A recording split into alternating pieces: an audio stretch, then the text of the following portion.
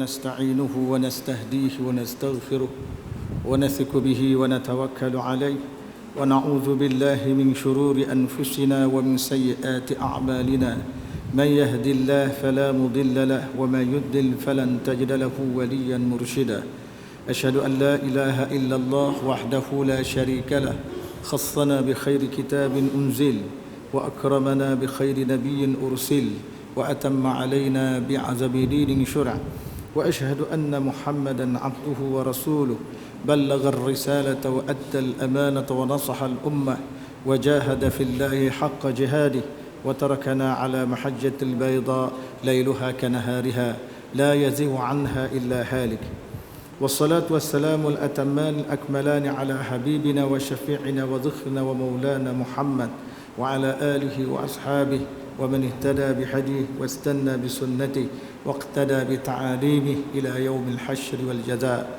أما بعد إن أريد إلا الإصلاح ما استطعت وما توفيق إلا بالله عليه توكلت وإليه أنيب ولا حول ولا قوة إلا بالله العلي العظيم. Yang dihormati Tuan Iman, Tuan Bilal, pengurusi dan juga ahli-ahli jawatan kuasa masjid, para ulama, para ustaz, para penuntut ilmu, para pendakwah, muslim-muslimat, tuan-tuan, puan-puan yang dirahmati Allah sekalian.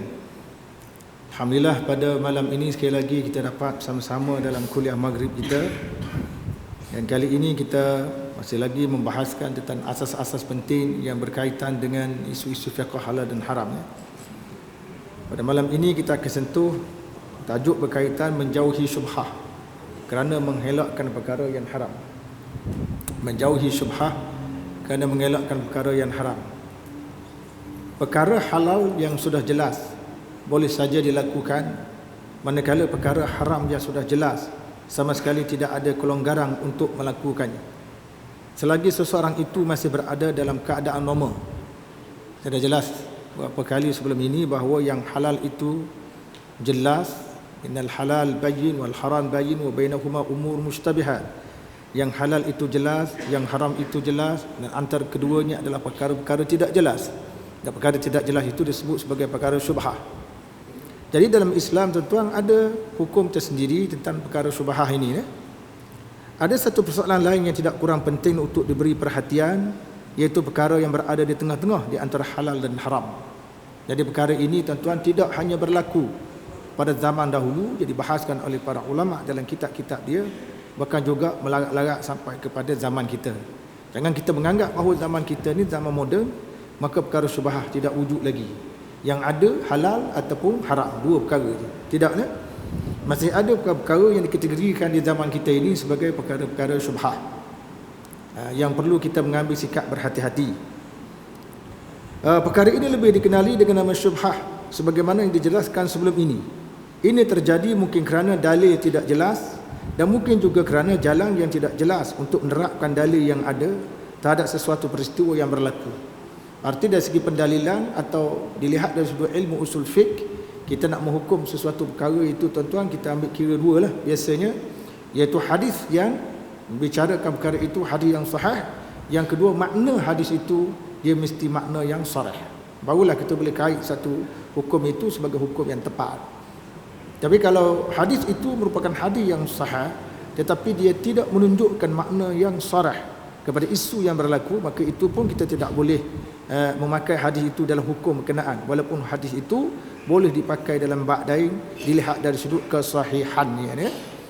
Jadi dalam pembinaan hukum kita perlu kepada hadis yang sahih lagi sarih, baru jelas ya. Misal syubhah begitu banyak sekali antaranya. Ragu-ragu tentang sebab yang menghalal atau mengharamkan, dan ia dapat dibahagikan pada 4 jenis, iaitu timbul keraguan tentang satu perkara itu halal atau haram. Dan dalam bab ini ada 4 perkara saya sebut dalam buku saya ini. Pertama sekali, pada asalnya halal, benda yang pada asalnya adalah halal, benda yang pada asalnya adalah halal, kemudian timbul keraguan dari segi perkara yang menghalalkannya. Syubhah seumpama ini wajib dijauhi. Misalnya seorang menembak seekor binatang buruan dan berjaya mencederakannya. Binatang itu kemudian jatuh ke dalam air lalu mati.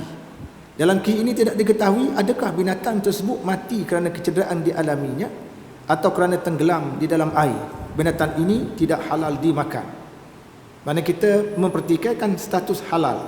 Walaupun asal binatang itu adalah halal, cuma kita tak tahu cara dia mati itu macam mana. Ya, jadi binatang itu cuma ditembak pada peringkat awal, kemudian binatang itu terlihat jatuh dalam air, kemudian binatang itu mati. Jadi mati itu kita tidak tahu apakah dengan sebab faktor kerana dia ditembak atau kerana faktor dia lemas dalam air. Maka binatang ini termasuk dalam kategori binatang yang syubhah, yang tidak boleh kita makan. Binatang ini tidak halal kita makan sebab kita meragui status kehalalannya. Walaupun pada asal tu binatang itu adalah binatang yang halal kita buru, status asal dia. Cuma sekarang masalah teknikal, kematiannya itu macam mana? Kematian dia. Yang kedua, pada asalnya halal, kemudian timbul keraguan tentang benda yang mengharamkannya. Asalnya halal, tapi timbul keraguan tentang macam mana dia boleh jadi haram. Syubhah seumpama ini hukumnya adalah halal. Misalnya seorang lelaki melihat seekor burung sedang terbang di udara, lalu menyatakan, sekiranya burung ini burung gagak, isteri saya tercerai. Sahabatnya pula berkata, sekiranya burung ini bukan burung gagak, isterinya pula yang tercerai. Kemudian timbul keadaan sama-samar. Dalam kes ini isteri masing-masing masih halal, tidak tercerai. Namun seeloknya lelaki tadi tidak mendekati isteri masing-masing dan menceraikannya sebagai mengambil sikap warak. Dari sudut sikap warak sajalah. Kalau tak cerai, tak ambil sikap warak pun tidak mengapa. Maknanya dua orang hamba Allah, tuan-tuan, dia main teka-teki dua orang tu. Dia tengok burung terbang, dia kata ini burung gagak. Kalau bukan burung gagak, bini aku tercerai. Yang seorang tu kata, kalau pasti dia burung gagak, kalau dia pasti burung gagak, burung lain, bukan burung gagak, maka bini aku pula yang tercerai. Yang ni tak ada faedah ni, tuan-tuan. Tak ada faedah kita bercakap gitu. Kan? Kalau burung ini bukan burung gagak, isteri aku tercerai. Apa pasal pula kita kait dengan isteri kita tercerai? Banyak benda lain yang nak kait. Kalau burung ini bukan burung gagak, misal kata, aku tak nak pergi Kuala Lumpur, kau boleh tahan sikit. Tak. Kalau burung ini bukan burung gagak, isteri aku tercerai. Apa pasal kita cerai isteri kita menerusi teka-teki kita mengenai burung gagak dan bukan burung gagak? Ini orang panggil tak ada kerja lain. Ini salah satu contoh dikemukakan oleh ulama dulu nak kait isu dengan asal perkara itu halal, kemudian timbul keraguan tentang yang mengharamkannya. Jadi maknanya dalam kes ini isteri dia kekal, tak cerai. Sebab tak jelas burung tu bagaimana kedudukannya. Masing-masing duk teka daripada jauh je. Bukan dia terbang ke udara tengok burung tu. Jadi keadaan tak jelas. Cuma dalam kes seumpama ini, dia kata lebih baik dia tidak mendekati isterinya. Adalah pandangan ulama yang kata begitu. Wajar dia tidak mendekati isteri masing-masing dan menceraikannya sebagai mengambil sikap warak. Kalau dia tu nak mengambil sikap warak, ada sungguh tuan-tuan di kalangan salaf dulu memang tak dinafikan. Ada salah dulu dia mengambil sikap warak yang keterlaluan sampai tahap tuan-tuan. Dia balik, dia tengok isteri dia tidak ada di rumah. Isteri tak ada di rumah. Bila isteri tak ada di rumah, dia cerai. Jadi bila isteri dia balik, dia beritahu pada isteri dia, aku telah menceraikan dia. Isteri dia terpinga-pinga. Pasal apa dia ceraikan? Dia kata, isunya ialah masalah menjaga dia. Itunya adalah masalah menjaga amanah suami. Kalau suami kata duduk di rumah, jangan keluar dari satu sudut lah, tuan-tuan. Kalau tidak ada keperluan apa-apa, duduk dari situ. Ini soal penjagaan amanah. Jadi aku dah pesan, jangan keluar. Ini satu amanah. Tiba-tiba kamu tak boleh jaga amanah dari sudut keluar masuk rumah ni. Macam mana kamu nak jaga amanah benda yang lain-lain? Jadi dicerai. Jadi ini cerita ni, tuan-tuan, bukanlah satu cerita yang kita boleh jadi dasar umum. Tidaklah. Saya cerita segelintir tokoh-tokoh salah dulu, dia mengambil sikap warak sampai bini dia cerai. Tapi dalam konteks kehidupan kita hari ni, jangan tu buat macam tu. Kan datang balik, isteri tak ada. Tanya pergi ke mana? Simat. Pergi ke mana? Aman Center. Kat Alustar. Saya cerai lah. Jangan begitu. Sebab kita bincang dalam konteks warak ni. Isu yang ketiga, pada asalnya haram, tetapi muncul petanda yang menghukumkan sebagai halal berdasarkan sangkaan yang kuat. Syubhah seumpama ini dihukumkan sebagai halal. Misalnya seorang menembak seekor binatang buruan, tetapi binatang itu menghilangkan diri. Maknanya ceritanya lebih kurang sama dengan isu yang pertama. Cuma isu pertama tadi jumpa-jumpa mati. Dan kita tak tahu mana satu. Apakah kerana kesan tembakan atau kerana kesan lemas, tak nampak. Tapi yang ketiga ini pada asalnya haram tetapi muncul petanda yang menyokongkan sebagai halal berdasarkan sangkaan yang kuat. Tuan-tuan, sangkaan yang kuat ini dalam perundangan Islam, tuan, sangkaan yang kuat adalah dikira ni. Tak mesti sampai tahap yakin kita nak menilai sesuatu, nak menjatuhkan hukum. Sangkaan yang kuat pun dikira. Sebab tu dia ada satu kaedah dipakai oleh ulama-ulama fiqh, iaitu ghalabatuz zan yaqum maqama al-yaqin. Dia panggil keyakinan tanggapan yang kuat, sangkaan yang kuat itu mengambil tempat yakin. Sebab itu ilmu-ilmu doktor pakar kita yang membuat apa-apa keputusan, tuan-tuan, itu keputusan itu dia panggil berdasarkan pada tanggapan yang kuat. Jadi dia belum sampai ke tahap meyakinkan. Sebab ada orang pertikaian keputusan tu, selepas itu mungkin 10 tahun akan datang. Jadi ilmu doktor itu dianggap tanggapan yang kuat. Maka tanggapan yang kuat pun, tuan-tuan, kita sudah boleh ambil kira dah. Dalam pembinaan hukum ni, tanggapan yang kuat kita sudah boleh mengambil hukum. Contohnya, orang itu meletakkan tanggapan yang kuat, kalau dia tidak makan bangkai dia akan mati. Dengan ada tanggapan seperti itu, dia dah boleh makan bangkai. Tanggapan yang kuat, dah boleh dah. Misalnya seorang menembak seekor binatang beruang, tetapi binatang itu menghilangkan diri. Tidak lama kemudian binatang tersebut dijumpai mati dan tak nak sebut yang tu, itu paling penting sekali. Dan terdapat kesan tembakan pada badannya. Ini berbeza dengan soalan satu. Pada zahirnya binatang itu halal dimakan, boleh makanlah. Cuma seeloknya dilihat dari segi unsur syubhah tadi. Sebab syubhah ni lawan dia apa, tuan-tuan? Biasanya syubhah lawannya wara'. Halal lawannya haram. Biasa kalau syubhah lawannya wara'. Maka ulama-ulama dulu, tuan, nak mengelakkan benda syubhah, dia mengambil sikap wara'. Tapi kalau tuan-tuan tak nak ambil sikap wara', tak ada apa-apa. Tuan-tuan tak nak ambil sikap wara', tak ada apa-apa, tidak ada masalah. Cuma biasalah kita baca tokoh-tokoh salah dulu mengambil sikap wara'. Antaranya ada tokoh-tokoh salaf yang tidak mengambil pemberian daripada sultan. Sultan beri pemberian pada dia, dia tak ambil. Antara tokoh itu ialah Imam Ahmad bin Hanbal. Dia ambil. Mula-mula orang bagi, ada pemberian yang kedua dia tak ambil. Pemberian pertama dia ambil. Dia ambil, kemudian dia agih semua pemberian tu, 1 sen pun tak ada dalam tangan dia. Bila tuanku sultan nak bagi tahap kedua, dia tak ambil. Sebab apa, tuan-tuan? Sebab dia memikirkan lebih baik ambil sikap wara', kerana dia takut pemimpin pada masa itu menggunakan ulama untuk kepentingan mereka. Jadi dia nak ambil sikap wara', maka dia tak ambil duit tu. Ada, tetapi tuan-tuan, ada juga ulama yang ambil. Syekh Abdul Qadir Jailani, dia adalah pembina madrasah Qadiriyah di Baghdad. Pemerintah bagi duit, dia bagi duit, dia ambil. Tetapi dia ambil bukan untuk dia. Dia gunakan duit itu untuk kepentingan madrasah dan pun untuk madrasah dia, bukan untuk dia. Artinya untuk dia tak ambil juga, untuk kepentingan lain dia ambil. Di situ kita dapat lihat, tuan-tuan, bagaimana ada ulama mengambil pendekatan mengambil sikap wara', ada tak ambil sikap wara', dan itu sebenarnya tidak salah. Sebab lawan kepada syubhat tu wara'. Itu je. Kalau tuan-tuan tak nak ambil sikap tu, tidak mengapa. Cuma kita tak dikatakan berhati-hati ataupun disebut sebagai ihtiyat dalam hidupnya. Namun seeloknya dijauhi daripada memakan binatang itu sebagai mengambil sikap wara'. Walaupun kita nampak dah bertanda dia, tuan. Dalam buku Halal Haram Syekh Suqardawi, tuan, dia tak bincang soal wara'. Dia kata kalau binatang tu kita dah jumpa dan ada petanda dia ditembak mati, ada kesang peluru, walaupun kita jumpa tu dalam air, boleh makan. Cuma tempoh jumpa itu yang dia ambil kira. Kalau jumpa tu dah lama sangat dan binatang tu dah berulat, itu tidak sesuai dimakan. Tak sesuai dimakan. Tapi kalau baru lagi, kan, dan nampak kesan tembakan pada tubuhnya, maka kita dapat membuat kesimpulan bahawa binatang tadi mati dengan sebab kerana tembakan. Dengan sebab tembakan. Yang keempat, pada asalnya halal, tetapi timbul sangkaan yang kuat. Ia menjadi haram dengan sebab diakui oleh syarak. Syubhah seumpama ini adalah haram. Contohnya, seseorang berdepan dengan 2 bekas minuman dan beristihad yang salah satu daripada bekas itu adalah najis berdasarkan kepada tanda-tanda tertentu yang terdapat padanya. Dia ada 2 bekas, ya, dia bekas, dia kata salah satu di antaranya ada hak najis. Dia kata ada 2 bekas, dalam bekas tu tak tahu apa benda, maka dia buat teka-teki ataupun istihad, dia kata salah satu bekas ni dia mengandungi najis.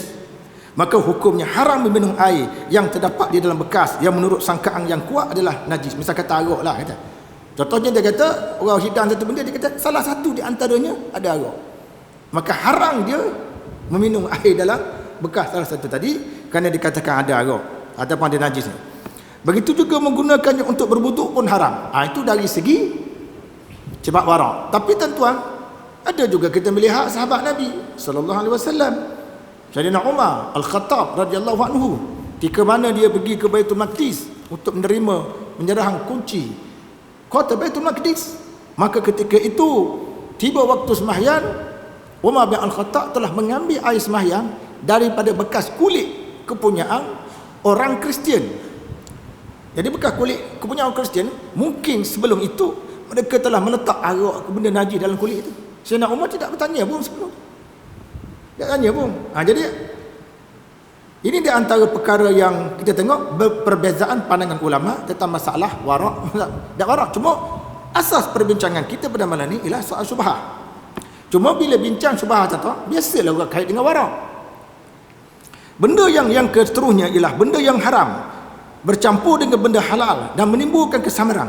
Benda haram campur dengan benda halal menimbulkan kesamaran.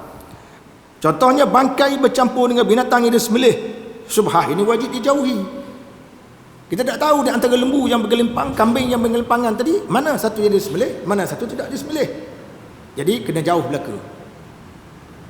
Antara baju-baju kita tuan-tuan, antara baju-baju kita yang terkena najis dengan yang tak terkena najis, himpun satu tempat. Kita nak ambil ke? Jangan ambil baju tu. Basuh mana satu? Basuh semua sekali. Basuh semua sekali. Dah macam mana tuan-tuan? Dah kalau rumah kita, kalau tuan-tuan tak dapat nak teka, ada satu tempat rumah ni kena najis ni tapi tak tahu. Nak basuh sebuah rumah ke mana? Kalau tuan-tuan basuh sebuah rumah, maka masihlah. Pernahnya apa semua sekali ya. Dah macam mana? Maknanya kita menggunakan pendekatan al-yakin, la yuzali bisyak, yang yakin. Tidak dapat menghilangkan syak. Maknanya mana-mana tempat dalam rumah yang kita yakin terkena najis, tempat itu ajalah kita basuh. Hal lain tak payah. Ya. Muslim-muslimat yang dirahmati Allah sekalian, benda haram dalam kuantiti tertentu bercampur dengan perkara halal yang tidak diketahui kuantitinya. Misalnya seorang hamba Allah menyusu dengan 10 orang wanita dalam sebuah negeri tetapi gagal mengecam perempuan tersebut. Ini contohlah dibuatlah. Menyusu dengan wanita ni tak ada kat negeri kita ni. Ya, kebanyakan kita menyusu dengan susu lembu, lactogen. Waktu je orang kita nyusu. Jarang orang kita pergi hantar anak tolong nyusu. Macam berlaku pada Rasulullah yang dihantar untuk menemui Halimatus Sa'diyah. Proses penyusuan itu tradisi biasa dalam masyarakat Arab. Kita tak ada tuan-tuan. Tidak ada setakat ni. Dekat Perlis sepanjang saya hidup ni ada satu rumah orang. Ini adalah perkampungan, kerja dia terlibat dalam industri menyusu. Tak ada. Saya tak pernah jumpa dia. Kat Malaysia mana-mana tak jumpa lah. Cuma contoh, kan disebut contoh. Kalau seorang tu menyusu dengan 10 orang perempuan ni, tak tahu mana satu perempuan yang menyusu. Syubhah ini tidak mengharamkan, dia kata, tetapi gagal mengecam perempuan. Syubhah ini tidak mengharamkan terlibat berkahwin dengan mana-mana wanita di kalangan penduduk negeri itu. Maknanya sekarang dia gagal mengecam 10 orang tu saja, dia menyusu 10 orang. Tapi tak maknanya seluruh penduduk negeri itu dia tak boleh kahwin. Taklah begitu. Sekitar 10 orang tu je lah jadi isunya. Ini kerana dengan mengharamkan berkahwin dengan mana-mana wanita di negeri itu atas alasan mengelakkan kemungkinan berkahwin dengan wanita yang menyusukannya akan menimbulkan kesukaran. Jadi payahlah kita terlalu teliti tentang ini teliti. Jadi payah pula. Pada zaman Rasulullah SAW ada bekas-bekas punya orang ramai yang dicuri. Namun Rasulullah SAW tidak pula mengharamkan orang ramai membeli bekas-bekas yang dijual di pasar. Tapi tuan-tuan ada juga kat negeri kita ni orang tanda bekas tu. Macam contoh kita kata di Selangor. Ada pencuri-pencuri tuan-tuan di Selangor, dia curi pisang. Pisang dia ditanam di celah-celah pokok kelapa sawit. Sementara menunggu pokok kelapa sawit itu berbuah, tanam pisang. Pisang itu berbuah. Oleh kerana di situ banyak berlaku kecurian, maka pisang itu dicop. Orang kampung di situ cop pisang tak? Jadi bila pencuri tu kerak pisang tu pergi jual pasar, ya. Jadi dapat dikesang sebab ada cok di situ. Ini satu teknik yang berkesan lah. Teknik yang berkesan. Tapi tuan-tuan bayanglah, banyak pula kita kena buat cok pisang. Nampak pisang buah kita pun cok. Maksudnya kita cok. Ini pernah berlaku. Jadi dia kata kami Zak, bila berlaku kehilangan pisang, tempat yang kita tuju pertama pasar. Kita akan cek semua sekali ada tak cok tu. Kita ada acak, memang kita yakin bahawa tidak dijual di situ, di tempat lain. Itu satu. Sebab pencuri-pencuri tuan-tuan canggih. Orang nak terlibat dunia mencuri, dia kena canggih, dia kena ada ilmu. Orang nak mencuri dia sendiri pun dia kena ada ilmu. Sebab tu tuan-tuan tengok orang mencuri, dia mencuri apa ni? Duit dalam tabung masjid. Canggih. Dia pastikan orang tidak ada, dia gunakan mata kain mancing.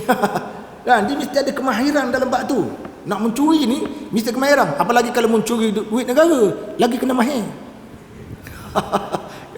Kalau mencuri duit negara kena mahir lah. Lagi orang nak mahir, nak menyembunyikan fakta, siapa bersalah atau dah bersalah. Ada ilmu, nak cerita ada ilmu tu. Bukan saya nak suruh tuan-tuan mencuri dah. Kemahiran nak mencuri tu saya nak cerita Muslimin juga muslimat yang dirahmati Allah sekalian. Jadi Rasulullah tidak pernah mengharamkan bekas-bekas dijual di pasar, kerana mentang-mentang ada bekas di beberapa rumah telah dicuri. Tak ada. Tapi tak haram. Begitu juga di zaman Rasulullah SAW, tuan-tuan. Zaman selepas tu ada orang yang masih buat, dipanggil orang bukan Islam, dia masih menggunakan anggur untuk buat arak. Tapi kerajaan Islam tidak pernah mengharamkan penanaman arak, penanaman anggur. Walaupun kita tahu salah satu proses anggur tadi adalah untuk buat arak, tapi tak mesti begitu. Dia tidak berakhir dengan arak. Jadi kerajaan tidak pernah mengharamkan penanaman arak. Walaupun boleh haram penanaman arak, tak, bukan jalan dia. Sebab tak mestinya anggur tu berakhir dengan arak. Mungkin kita makan saja kan. Di Taif dia ada anggur dia sendiri, kita beli, kita makan, rasanya cukup enak lah. Meninggalkannya hanya boleh menghilangkan was-was sahaja. Yang seterusnya benda haram yang tidak diketahui kuantitinya bercampur dengan benda halal yang juga tidak diketahui kuantitinya. Misalnya kebanyakan harta di zaman kita ini bercampur di antara yang halal dengan yang haram. Percampuran ini tidak mengharamkan kita mengambilnya, kecuali terdapat tanda-tanda khusus yang harta kita ambil itu diperoleh pada sumber yang haram. Macam akaun kerajaan tadi. Akaun kerajaan ya.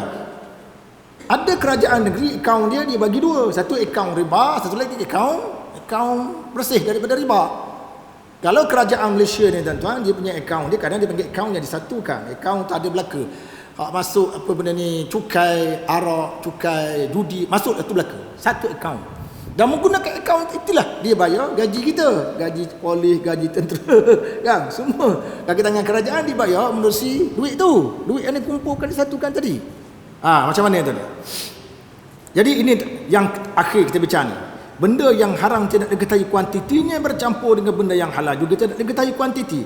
Misalnya kebanyakan harta pada zaman kita ini bercampur di antara yang halal dengan yang haram. Percampuran ini tidak mengharamkan kita mengambilnya, kecuali terdapat tanda-tanda khusus yang harta yang kita ambil itu diperoleh pada sumber yang haram. Tapi tak masa terima gaji ada tak? Masa kita terima gaji tu ada tak dicok kat duit tu? Ini duit ini cukai babi. Ada? Mana ada? Kan? Jadi kita kerja kita cocok je. Ni. Semalam dapat gaji, hari ni dapat gaji kan. Kerja kita bawa kad tu cocok je. Tak payah tuan-tuan cak keluar duit tu. Duit ni apa ke benda ni? Cukai babi ke cukai apa? Aku takut nak ambil duit. Tak payah. Jangan banyak soal. Kalau tuan-tuan banyak soal, ambil duit pergi ke masjid. Masjid dalam proses pembinaan ni. Jangan banyak soal. Muslimin muslimat yang dirahmati Allah sekalian, untuk lebih dipahami lagi, misalnya harta yang diperoleh oleh pihak yang berkuasa, selagi mana tidak jelas harta yang kita ambil daripada pihak berkuasa itu pada sumber yang haram, halal mengambilnya. Cuma meninggalkannya lebih warak. Kalau bincang dari segi warak, dari segi sifat warak lah. Warak lah. Ibn Hajar Al-Haythami dia mengeluarkan fatwa dalam fatwa hadithiyah dia jilid yang ketiga dan tuan disebut, kalau akaun kerajaan itu campur aduk antara 70% yang halal, 30% yang haram, kita sebagai pekerja awam boleh ambil tak duit daripada akaun itu. Biasanya akaun ni dia tidak haram 1%, dia tidak halal 1%. Kadang-kadang yang haram tu 30% saja, campur aduk dengan 70%. Kita boleh pakai tak duit tu? Ini membabitkan kerajaan, bukan individu. Bila babit kerajaan tuan, jawabnya berdasarkan fatwa Ibn Hajar Al-Haythami tadi, boleh ambil. Boleh ambil. Tak ada masalah. Saya ingat dulu tuan-tuan, saya ingat zaman saya budak-budak dulu, ada tok guru saya lah. Dia kata tak boleh kerja kerajaan. Saya ingat lagi zaman saya budak-budak, kita mula ngaji pondok, duduk masjid dengar dia mengajar. Dia kata tak boleh kerja kerajaan. Kata berapa pula? Sebab pendapatannya tidak halal. Dia guna alasan Patah tidak halal. Bila kita kaji latar belakang dia, rupanya dia ni tuan-tuan, dia ni belajar di Mekah sebelum merdeka lagi. Dia sebelum merdeka tuan-tuan. Jadi sebelum merdeka tu, jawatan-jawatan dalam kerajaan telah diwujudkan oleh British. Jadi ulama-ulama dulu menentang British. Salah satu usaha menyekat rakyat supaya jangan bantu British ialah tidak bekerja dengan syarikat-syarikat British. Jadi sentimen itu tuan-tuan dibawa-bawa sehingga kita merdeka. Dia kata kerja-kerjaan tak boleh. Lepas tu di akhir umur dia kerja-kerjaan boleh pula. Bila kita tanya pasal apa tu guru? Kerajaan sekarang lain. Hak kita larang tu, pengaruh-pengaruh British yang sangat kuat. Sekarang kita sudah bersih daripada pengaruh-pengaruh British. Kita sendiri yang berkata, kita menentukan masa depan negara, kita boleh makan. Dulu dia kata tak boleh makan, kemudian dia kata boleh makan. Jadi dia pun ambil 2-3 kelas. Kelas agama ni lah, orang bagi duit, dia ambil. Dulu dia kata tak boleh. Jadi kita tengok sebab faktor lah kenapa dia kata tak boleh tu. Seterusnya perkara halal mempunyai hubungan dengan sesuatu amalan maksiat. Halal yang ada hubungan dengan sesuatu amalan maksiat. Antara contohnya ialah melakukan jual beli semasa azan dilaungkan pada hari Jumaat. Melakukan jual beli pada masa azan dilaungi. Kalau ikut mazhab Hanafi, tidak sah jual beli itu. Kalau ikut mazhab itulah. Setengah mazhab lain kata haram, jual beli tetap sah. Yang kedua, menyembelih binatang dengan menggunakan pisau yang dirampas daripada pemiliknya. Melih tu butuh alkohol molek, tapi kebas pisau orang. Tak beritahu pada tuang dia. Macam mana ni? Ada soalan tanya saya tuan. Dia kata, "Ustaz, kita boreng air." Tak ada boreng. Boreng air kita boreng kita apa ni? Air boreng lah, air bawah tanah tu. Terengganu panggil air boreng, sini dia panggil apa? Air boreng juga lah. Tapi tempat dia boreng tu tanah milik awam. Patut nak boreng tanah dia lah. Jadi bila dah pakai lama dah air tu, lama-lama dia mari rasa apa ni? Bersalah. Sebab yang dia boreng tu tanah kerajaan, bukan tanah orang. Jadi tanah kerajaan tu sepatutnya kena minta izin pada tuan. Masalah sekarang, bila dia nak berhenti boreng tu, dia terpaksa menanggung kerugian. Boreng tu ribu-ribu. Macam mana nak selesai masalah? Kalau dia nak mengambil sikap warak tersebut malam ni, dia stop je lah. Walaupun rugi beribu, selamat dia. Namun saya lebih suka dia pakai beberapa pandangan ulama yang kata hasil penggunaan air-air tadi, dia bukan sahaja menggunakannya, dia kena buka pada orang awam sebab dia ambil tempat tu daripada tempat awam. Kalau yang dia ambil itu tempat tuan tanah tertentu, dia wajib minta izin daripada tuan tanah tu sebab itu bukan hak dia. Walaupun dia boreng itu air naik itu jadi hak dia, tapi tempat itu bukan tempat dia punya, itu tempat orang lain punya. Muslim semak dan rahmati Allah sekalian. Jadi begitu jugalah menyembelih binatang dengan menggunakan pisau yang rampah. Menyembelih butuh elok-elok je, wajajan pun butuh, orak mereh pun butuh, orak pernafasan butuh, orak makanan pun butuh, tetapi dia menggunakan pisau. Tuan dia tak halal. Tuan dia kata aku tak halal guna pisau aku. Saya rasa tuan-tuan tak payahlah tak halal. Halal je lah. Boleh satu peha.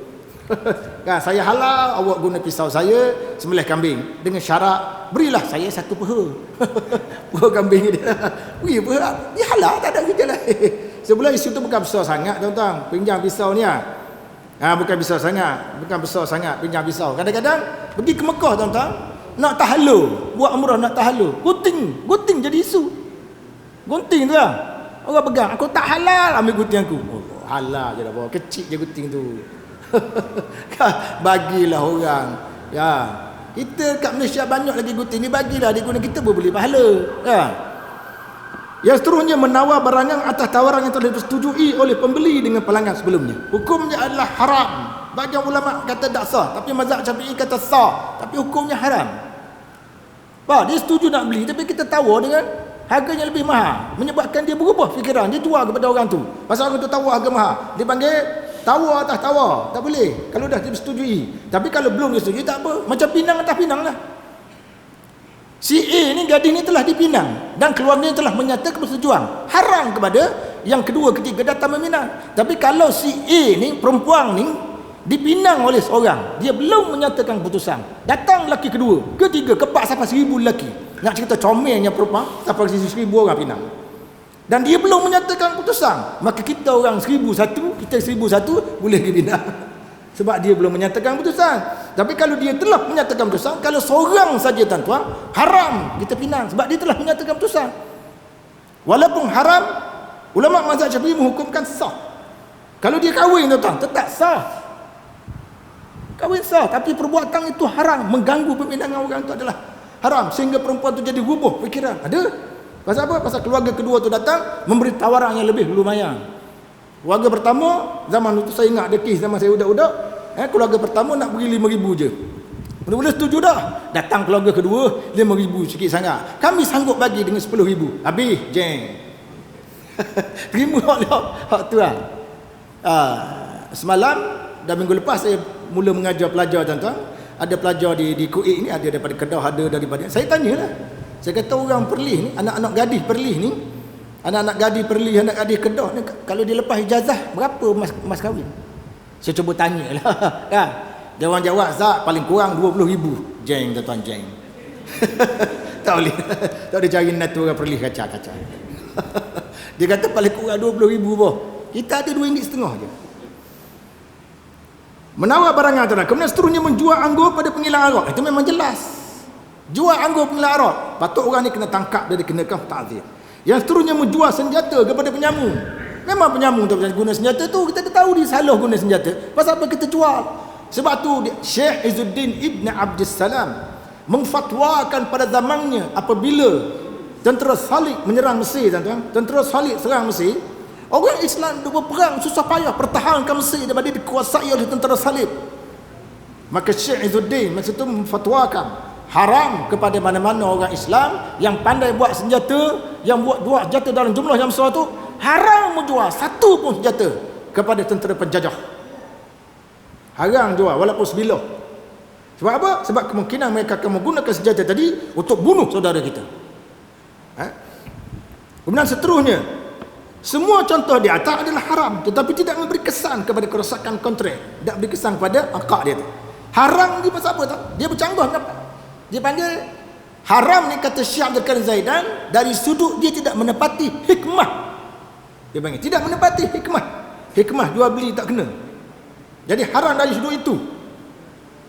Namun begitu sebagai mengambil sikap warak, lebih baik menjauhinya. Dalam menghadapi perkara syubhat ini, Islam menggalakkan orang Islam mengamalkan sikap warak, iaitu berhati-hati kerana takut terlibat dengan perkara haram. Jadi tuan-tuan, kalau tuan-tuan buka dalam kitab-kitab tasawuf zaman-zaman dululah, perbahasan-bahasan seperti kitab Risalah Al-Qushairiyah, dalam kitab Ihya Ulumuddin, banyak Imam Ghazali dia kemukakan kisah-kisah orang yang mengambil sikap warak. Mengambil sikap warak, contohnya Rab'ah Adawiyah. Rab'ah Adawiyah di antara waraknya ialah setiap kali dia lepas semayang tu tuan, ada saja rezeki antara berlaku dari Rab'ah Adawiyah yang dekat dengan dunia wali Allah ni. Lepas dia semayang, ada rezeki di bawah tikar dia tu. Dia tak setuh, dia tak ambil, dia takut ini daripada syaitan. Dia tak setuh. Cuba kalau tuan-tuan kena kita dah semayang fardu akad jadah 50,000 boh. Tu bik cerita lalu Sipulan Tok Wali angkat sejadah 50,000. Keluar lalu dalam masyarakat. Rab'ah Adawiyah nak ambil takut itu adalah satu keterpadayaan daripada syaitan. Tak ambil setabuk, walaupun jelas berlaku itu karamah dia, tak terlibat dia. Dia tak terpengaruh dengan dia panggil karamah-karamah yang berbentuk hissiyah, fizikal.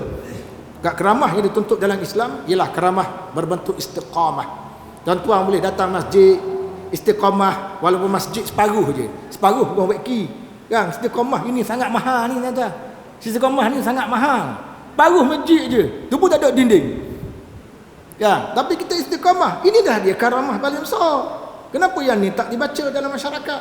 Yang kita baca nak terbang macam nak terbang ni.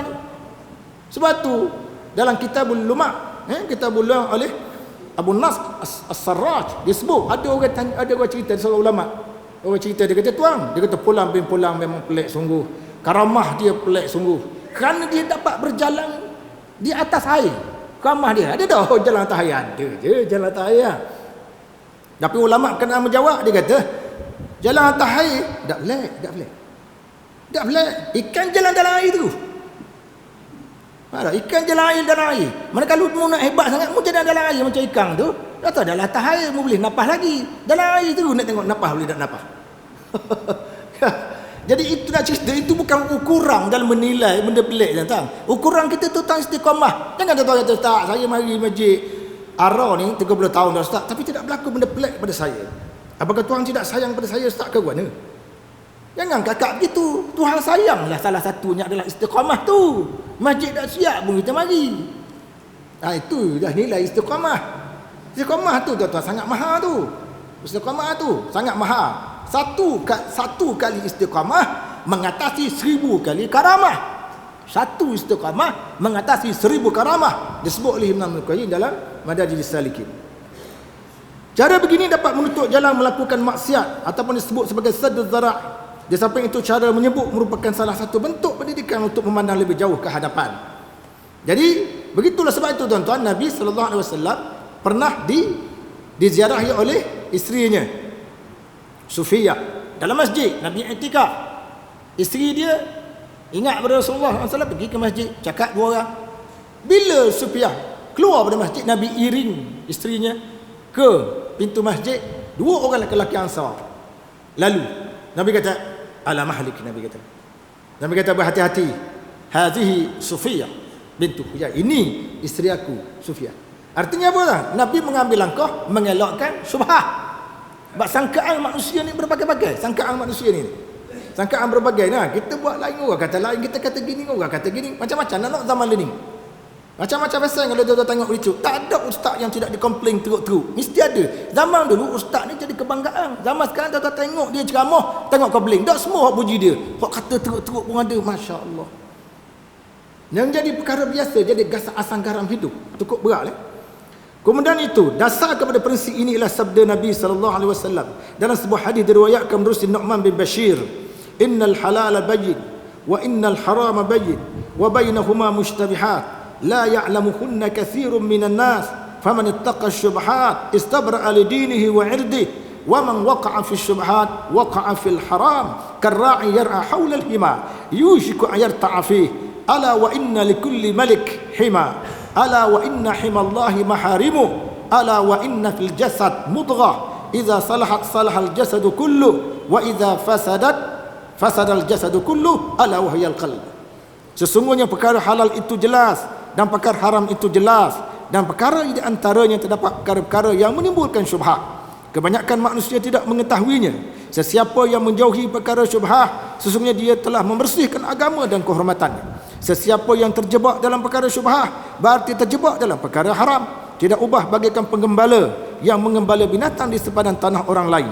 Hampir-hampir dia terjebak ke dalamnya. Sesungguhnya setiap raja itu ada batas sempadannya. Sesungguhnya batas sempadan Allah itu ialah perkara-perkara yang diharamkannya. Sesungguhnya di dalam jasad itu terdapat seketul daging. Apabila daging itu baik, baiklah seluruh jasad, dan apabila buruk daging itu, rosaklah seluruh jasad. Daging itu ialah hati. Jadi hadis ini selalu dijadikan hujah bagi menjelaskan, pertama, bab halal haram. Yang kedua, menjelaskan hujah dari segi keperluan kita menjauhkan diri daripada perkara syubhah. Kerana orang yang sering terlibat perkara syubhah, lambat laun akan terlibat dalam perkara yang haram. Lambat laun akan terlibat perkara yang haram. Sabda Rasulullah sallallahu alaihi wasallam dalam hadis diriwayatkan menerusi Al-Hasan bin Ali radhiyallahu an. Hadis riwayat Ibnu Majah dan lain-lain. Da' ma yaribuka ila ma la yaribuka. Tinggalkan apa yang meragukan anda kepada sesuatu yang tidak meragukan. Ini satu konsep, satu prinsip datang. Benda apa saja benda yang kita kata kurang selesai, tak payah bercakaplah. Isu manusia ke, isu apa ke, yang tidak jelas tak payah bercakap. Bila tak payah bercakap, selamat. Tak cakap, selamat. Kecuali orang yang jadi pegawai, dia penyiasat dan sebagainya lah. Itu bolehlah, kerana itu melibatkan bidang dia. Kita orang awam biasa ni, orang panggil nak buat sedap, cakap je. Sambil-sambil minum kopi, tak payah tuan-tuan. Kerana kita telah membina dosa kering. Dosa basah kita banyak dah. Dosa basah kita tu. Dosa kering buat pula. Warak sebenarnya dapat dibahagi kepada 4 tahap, iaitu meninggalkan semua perkara haram, sebaliknya bertumpu kepada perkara-perkara diharuskan oleh syarak sahaja. Itu salah satu tahapnya, tahap pertama. Perkara haram tak buat, yang kita buat perkara harus. Satu jenis warak. Yang kedua, meninggalkan perkara syubhah bagi mengelakkan terlibat dalam perkara diharamkan. Satu jenis perkara warak. Satu bab warak. Yang ketiga, meninggalkan perkara harus kerana bimbang terjerumus ke dalam perkara diharamkan. Termasuk dalam mengeluarkan pendapat, tuan. Dalam mengeluarkan pendapat. Sebab tu dalam ilmu fiqh, tuan, dia ada satu konsep, dalam usul fiqh dia ada satu konsep nama dia sadduz zara', menutup pintu fitnah. dalam masyarakat. Menuntut betul-betul ni dia kena amal oleh ulama, kena amal oleh jawatankuasa fatwa. Jadi kita tengok banyak isu-isu yang berlaku dalam masyarakat sekarang diketengahkan balik. Dan saya hairan tuan, ada isu-isu yang asal haruh boleh pakar. Ada saya tengok isu-isu yang asal haruh boleh pakar. Contohnya isu minta orang mati. Ya Abdul Qadir Jailani. Ya Abdul Qadir Jailani, ya Rifai. Macam-macam. Apa kata Syekh Yusuf Qaradawi? Dia sebut panjang lebar dalam kitab dia. Fusulun fil aqidah bainal salaf wal khalaf. Disebut dalam kitab dia. Panjang lebar tuan. Dia kata kita sekarang membina ke arah membina akidah orang Islam yang betul. Pasal apa kita nak ambil satu pendapat yang asal haruh, di mana kalau kita pakai pendapat itu untuk masa akan datang punah umat Islam. Umat Islam tu jadi punah. Alright. Jadi jawatankuasa fatwa tu dia tak boleh pegang satu pendapat yang memang haruh, tapi dalam kerangka akan datang aplikasi dia mungkin 10 tahun lagi orang syirik kepada Allah. Jadi kita tak boleh pakai pendapat tu. Bila dia menyumbang kepada syirik kepada Allah, tak boleh pakai pendapat tu. Dia ada konsep satu zara'i. Ada buah tu dalam fatwa. Dia ada juga pendapat-pendapat seperti itu.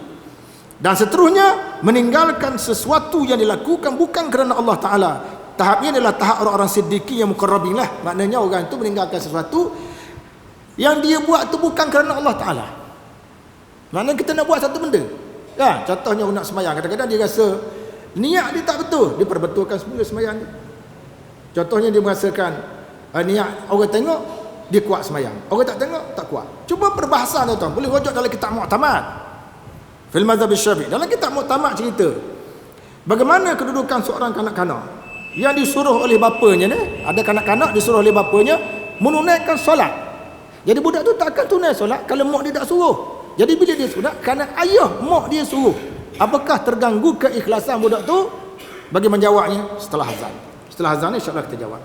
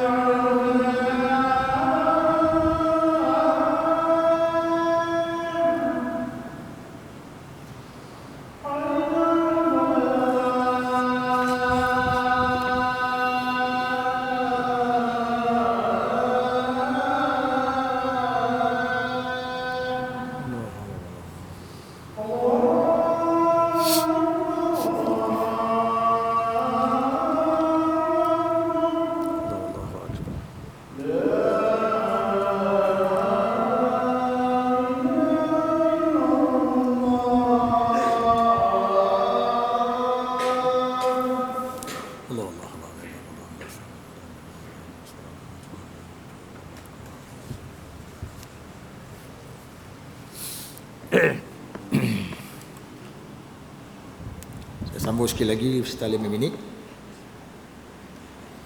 Seterusnya ada satu lagi kaedah yang tak kesentuh pada malam ini sakat yang sempatlah, iaitu tadi kaedah syubhah. Siapa terlibat syubhah, terlibat dalam perkara haram, maknanya keperluan untuk menjauhi perkara syubhah. Yang kedua ni adalah sesuatu yang haram adalah berlaku untuk semua orang.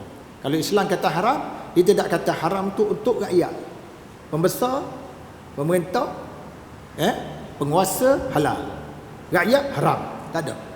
Bila Islam kata haram, rakyat haram, tak berkuasa haram, tak kira siapa, haram lagi. Contoh arak, haram arak, pada rakyat haram, pegawai haram, pemerintah tertinggi haram, haram belaka. Tak ada kata pilih kasih, tak ada. Tak ada kata dia pegawai tinggi bawah halal tu dia. Tak ada. Kita cak yang ni haram je lah, ambil yang haram lah. Tak ada gitu. Ini bukan soal isu cak yang tak cak yang.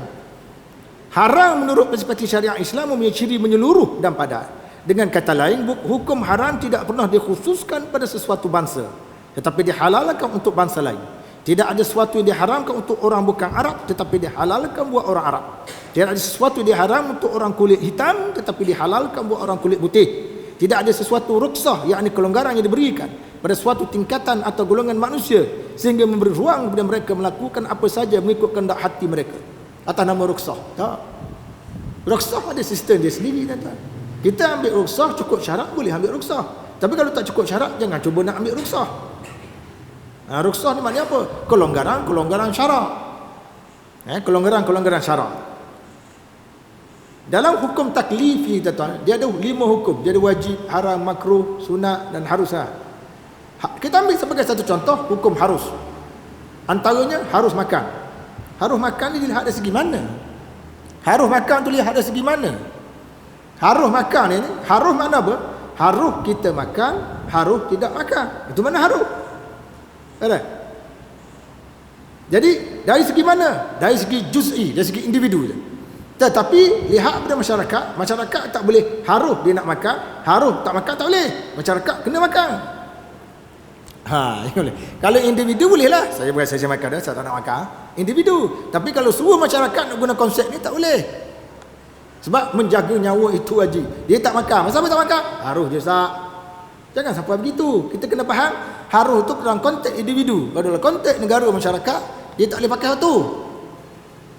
Rasulullah sallallahu alaihi wasallam bahkan tiada seorang Islam pun yang mempunyai keistimewaan yang khusus yang dapat menetapkan sesuatu hukum haram untuk orang lain tetapi halal untuk dirinya sendiri. Dalam soal kita kata tuan-tuan, dalam soal muzik yang melalaikan boleh khilaf lah. Ada Qaradawi di panjang-panjang. Sebagian ulama menolak muzik yang melalaikan ini. Termasuk kalau muzik itu adakan di dalam masjid. Lagilah Imam Suyuti menyuruh siapa-siapa mendendangkan gendang dalam masjid sambil menari sambil berzikir, mereka ini perlu dihalau daripada masjid. Jadi tak kena kalau ada orang buat alasan. Dia kata tak apa, saya dengar muzik yang melalaikan ni, tahap saya ni tahap tinggi, dia tak boleh orang kampung tu lah. Jangan ahli jemaahnya kita tahap tu iman tak apalah. Mana boleh begitu, tuan-tuan? Mana boleh begitu? Dia kena ukur-ukur semua sekali untuk orang ni. Kalau benar-benar status tu haram. Rasulullah SAW pernah menegaskan hal ini dalam sebuah hadis diriwayatkan menurut Jabir bin Abdullah radhiyallahu anhu. Wallahi law saraqat Fatimatu laqata'tu yadaha. Demi Allah, sekiranya Fatimah mencuri, pasti akan saya potong tangannya. Tuan-tuan payah tak? Maknanya beraninya Rasulullah buat satu kenyataan yang menyatakan bahawa kalau anak perempuan dia mencuri, dia potong tangan. Tuan-tuan bayang tak? Pernah tak terjumpa seorang pemimpin dalam dunia yang ada pada hari ini yang membuat pertegasan begini? Sekiranya dia mula-mula naik jadi Perdana Menteri, menang pilihan raya yang ke-15 misalnya katalah. Dia menang, dia buat penegasan, saya akan menjaga harta negara. Jikalau anak perempuan saya mencuri, saya orang yang pertama memotong tangan dia. Ada tak kita dengar kenyataan daripada pemimpin? Tak berani kan? Tak pernah dengar kenyataan dia. Tak ada yang berani. Nabi berani, tuan-tuan. Sebab kebenaran tetap kebenaran. Kalau dia dilakukan kesalahan untuk oleh anak Nabi, tetap dia kena bersalah. Sebab Nabi Fatimah radhiyallahu anha wanita suci, tuan-tuan. Dia wanita ahli syurga. Memang confirm ahli syurga. Tapi Nabi tidak segan menyebut namanya. Tak ada. Sebab ini soal menegakkan kebenaran. Menegakkan kebenaran tak kira anak, tak kira apa. Yang salah tetap salah. Nabi berani sebut nama dia. Tak mungkin Fatimah radhiyallahu anha akan mencuri dalam hidup dia. Dia orang soleh, anak Nabi, dia kuat ibadat. Ya, suami dia dah pejuang Islam, sahabat Nabi juga. Terkenal dengan kesalehan dan dia memang wanita syurga. Tapi Nabi tak segan sebut nama dia. Kalau dia mencuri, memang dia tak akan mencuri. Aku potong tangan. Nabi potong-potong sungguh kata. Bukan gurau-gurau. Ini satu nak ceritanya penegasan seorang pemimpin negara yang berani memperkatakan kebenaran. Ya, dia cakap terang-terang. Bukan dia slogan politik je dah. Dia cakap betul. 0.2 saat lagi. Pada zaman Nabi pernah terjadi suatu kisah mencuri yang dilakukan oleh seorang lelaki Islam. Tetapi pihak keluarganya membuat tuduhan ke atas seorang Yahudi. Lelaki itu ingin mengadu hal tersebut kepada Nabi SAW dengan keyakinan dia akan bebas daripada segala tuduhan dan kehukuman. Waktu itu turun ayat yang menyingkat kejahatan beliau dan membebaskan orang Yahudi tersebut daripada tuduhan.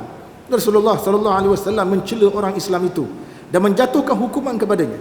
Perkara ini dirakamkan oleh Allah Ta'ala dalam Al-Quranul Karim.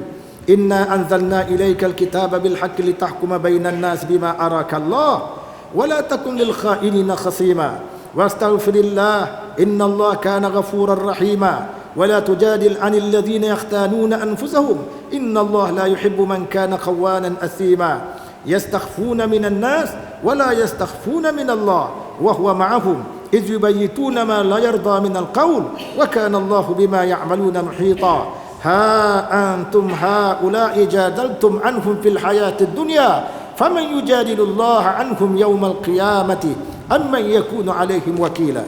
Sesungguhnya kami telah menurunkan kepadamu kitab dengan benar supaya kamu menghukum antara manusia dengan faham yang Allah beritahu padamu, dan janganlah kamu menjadi pembela orang-orang yang khianat, dan minta ampunlah kepada Allah kerana sesungguhnya Allah Maha Pengampun lagi Maha Pengasihani.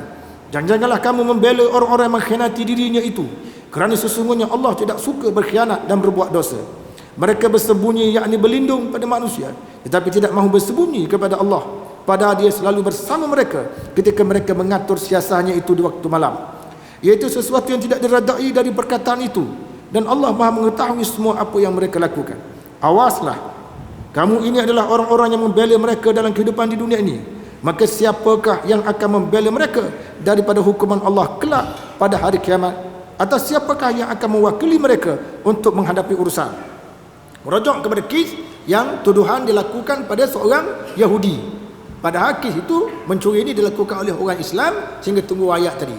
Maknanya tuan-tuan, itulah dia keadilan Islam. Keadilan Islam yang telah berjaya ditegakkan pada zaman Rasulullah SAW. Orang Yahudi dituduh pun dipertahankan oleh Al-Quran. Dan ayat yang mempertahankan itu termaktub dalam Quran, kita baca sekarang dan akan baca sampai hari kiamat. Itulah dia keadilan Islam ini. Sekadar itulah ulasan saya untuk malam ni. InsyaAllah kita akan jumpa pada minggu akan datang. Wallahu a'lam. Wassalamualaikum warahmatullahi wabarakatuh.